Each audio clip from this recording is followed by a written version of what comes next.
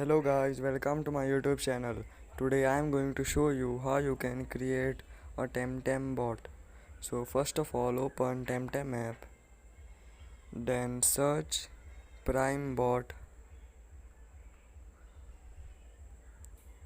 Now click on start button, then choose create new bot. Now write a unique username for the bot.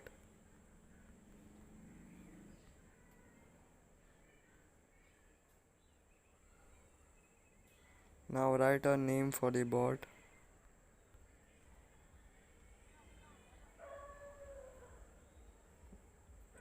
Done, the bot is created.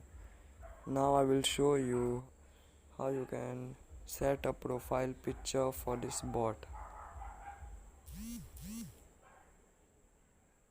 First go on PrimeBot, then choose set picture option. Now choose the bot which you want to set profile picture. Now send the image.